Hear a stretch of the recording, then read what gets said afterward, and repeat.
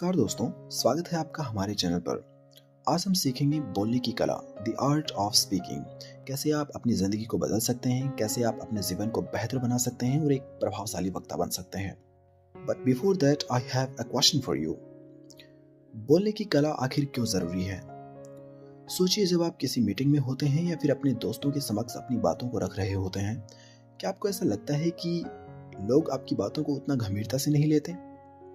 क्या आपको लगता है कि आपकी बातों का असर उतना नहीं पड़ता जितना आप चाहते हैं? इन दोनों सवालों के जवाब अगर हाँ हैं, तो दोस्तों मैं आपको बता दूं, बोलना एक कला है।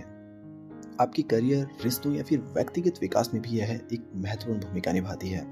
आइए इसे एक एग्जाम्पल के थ्रू समझते हैं।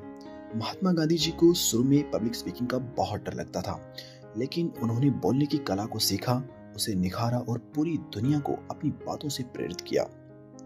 इसीलिए दोस्तों, यह कहना कतई गलत नहीं होगा कि अगर आप बोलना सीख गए या फिर सीख जाते हैं तो दुनिया आपकी हो सकती है।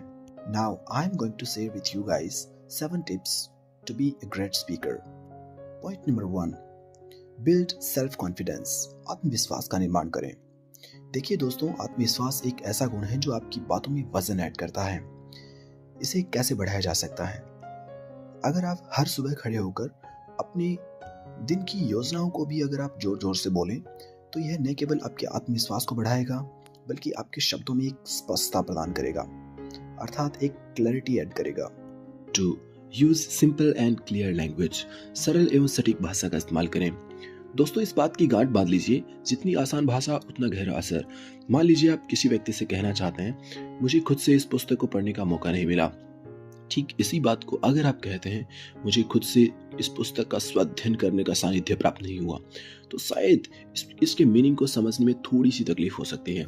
इसीलिए अपनी भाषा को हमेशा सिंपल एवं साधारण रखें। Point number 3, use your emotions in a right way. अपनी भावनाओं का सही इस्तेमाल करें।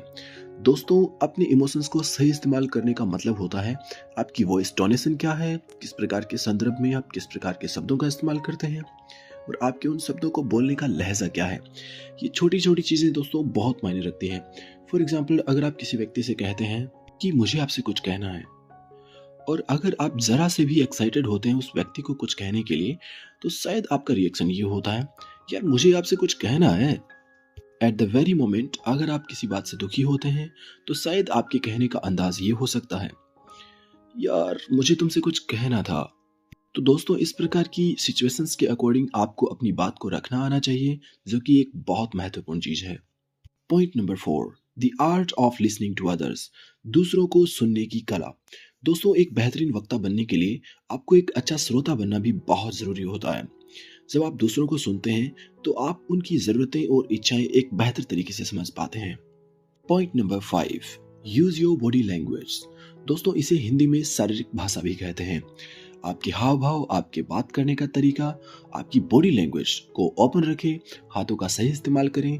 किसी भी बात को रखते वक्त आपकी आंखों में एक अलग सा आत्मविश्वास होना चाहिए। Point number 6, balance the speed and pauses of your voice. हमेशा अपनी बातों को एक पॉज लेना सीखें। यह न केवल आपके शब्दों को महत्व देता है, बल्कि श्रोता को आपकी बात को समझने का एक टाइम गैप भी देता है। सामने वाला आपकी बात को एक बेहतर तरीके से ग्रैब कर पाता है। Point number 7, practice practice and practice.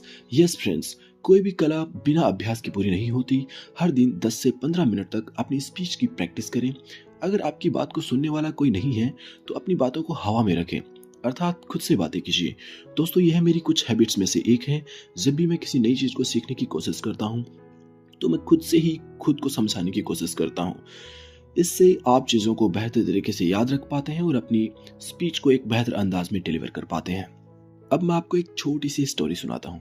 दोस्तों, एक बच्चा था जिसे बोलने में बहुत झिझक होती थी।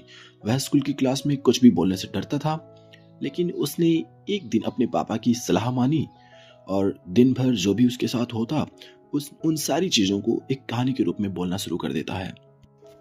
धीरे धीरे वह आत्मविश्वास से भरता गया और उस बच्चे ने एक दिन स्कूल के असेंबली हॉल में पूरे 10 मिनट तक का भाषण दिया। तो दोस्तों, वह बच्चा आप भी हो सकते हैं, बस जरूरत है तो खुद को थोड़ा सा समय देने की। दोस्तों, अब मैं आपको एक छोटा सा चैलेंज देता हूँ। नेक्स्ट टाइम जब भी आपको मौका मिले, चाहे कॉलेज हो, स्कूल हो, क्लासरूम हो या फिर लोगों के बीच अपने आप को एक्सप्रेस करने का मौका मिले, तो 2 मिनट तक किसी विषय पर जरूर बोलें। मुझे आशा है यह तरीके आपके बोलने के तरीके में जरूर निखार लेकर आएंगे। आइए उन 7 पॉइंट्स पर एक बार फिर से नजर डालते हैं that will help you to be a great personality. Point number 1, build self-confidence. आत्मविश्वास का निर्माण करें। Number 2, use simple and clear language. सरल एवं सटीक भाषा का इस्तेमाल करें। Point number 3, use your emotions in a right way. अपनी भावनाओं का सही इस्तेमाल करना सीखें। Point number 4, the art of listening to others. दूसरों को सुनने की कला। Point number 5, use your body language. अपनी शारीरिक भाषा का इस्तेमाल करें। Point number 6, balance the speech and pauses of your voice. अपनी स्पीच में बैलेंस और पोज के महत्व को समझें। Point number 7, practice practice and practice. Practice इंसान को सफल बनाती है। अगर यह वीडियो आपको पसंद आया हो तो इसे लाइक करें, शेयर करें, हमारे चैनल को सब्सक्राइब करें। मिलते हैं नेक्स्ट वीडियो में। टिल देन मस्त रहें, स्वस्थ रहें, सीखते रहें और आगे बढ़ते रहें। धन्यवाद।